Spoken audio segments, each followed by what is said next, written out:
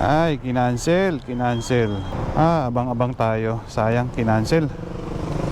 Bakit kaya kinancel?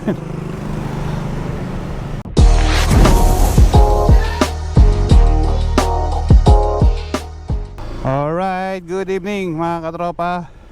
So ito, habang nagpe-prepare ako may pumasok na booking dito lang sa Damayan, paglabas lang nitong village na to. Pick upin na natin. Time check 9:16. Hanggang alauna ulit tayo.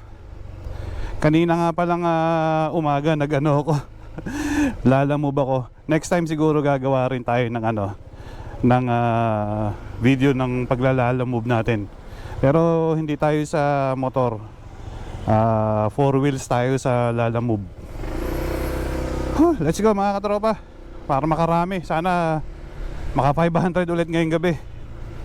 Alright, ayun. Pick up na natin si Sir. On the way na tayo sa Ortigas.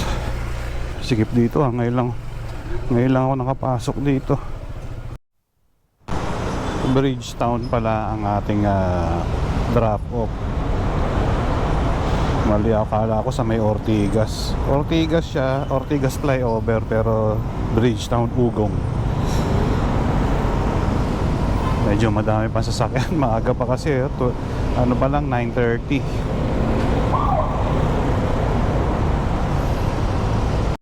Alright, Bridgetown. First booking 5609. 56. Okay, antay tayo ng second booking. Tingnan natin kung makakakuha tayo dito.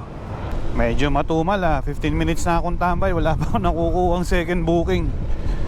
Lipat tayo ng pwesto. Napakaraming mga MC taxi na nakatambay doon. Stroll muna tayo. Tingnan natin kung makakakuha tayo dito sa ano bang tawag dito kay Ultraman. Alright, may pumasok na booking. Ano to? Buchanan Street, McKinley Road.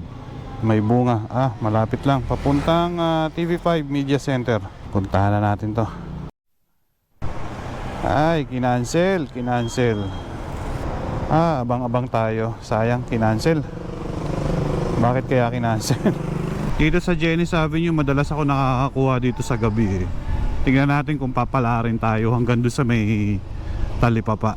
Sayang gas ang kakaikot wala naman makakuha. Sayang yung isa malapit na biglang nag-cancel. Sana makakuha tayo dito. Kaya na nga ba sinasabi ko, Lavina Place. Meron. Dito lang to sa tapat sa tapat sa harapan Alright, second booking. Kumita tayo ng 42.66.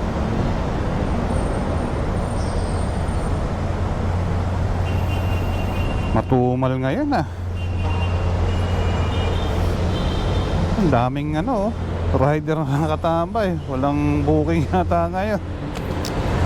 Ay, pag ganito uwi na lang ako. Matutulog na lang ako. Total, kumita na naman ako sa lalamove kanina. Alright, meron tayo natanggap na booking. Accept. Saan kaya to? Puro maliliit lang ang natatanggap natin booking 40 pesos. PJ Salmorin. Tara, puntahan na natin. Malapit lang siya. Gotong Batangas pala dito. Alright, kumita tayo dito ng 4108. Okay, ilan na ba tayo? Pangatlo na yun So antay tayo ng pang-apat natin booking. Puro truck ngayon. Ang daming truck. Nakakatakot. Alright, nakatanggap tayo ng pang-ilan na ba itong booking natin? Pang-apat pa lang Okay, puntahan na natin to. Alright, na-drop na natin si Sir dito sa may Burger King. Ano bang building to? Alam ko parang Star Mall to dati So magkano yung ating kinita dito? 81.37. Wala tayong Ortigas. Parang mas gusto ko doon. Malamang pag dito ako tumambay, babatuhan tayo ng mga Mandaluyong eh. Alright, mga katropa, nakakuha tayo ng pang-5 booking natin, Mandaluyong. Sabi ko na nga ba, pag dito tayo, mga Mandaluyong ang makukuha natin eh. Pero malapit lang. Patulan na natin to kaysa wala. Alright, 41.87 yung ating kinita dito. So, malapitan lang. Pero nag-tip, nagbigay ng 60. Alright, let's go. Alright, nakakuha tayo ng booking dito lang sa may Pioneer Street. Papuntang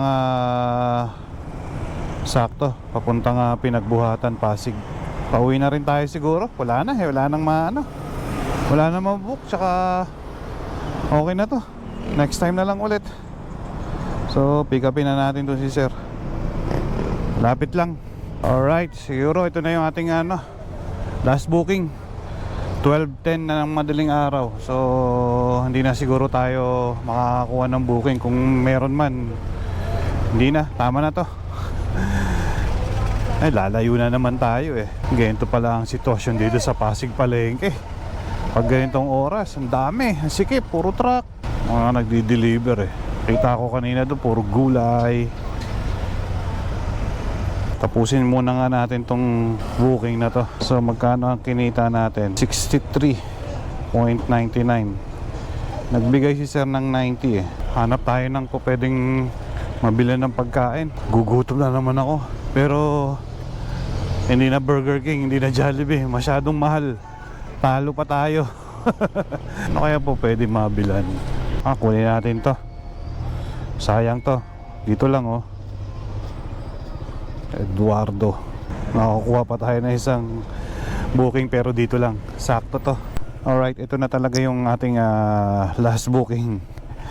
Actually, last na yung kanina kaso medyo malapit sa bahay itong Eusebio Bliss kaya tinanggap na natin.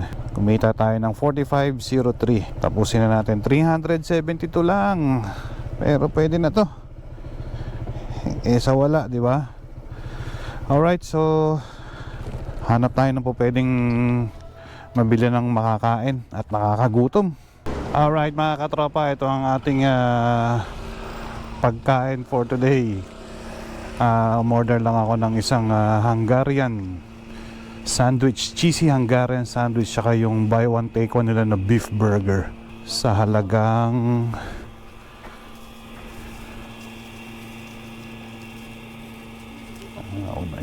nauna ako doon eh.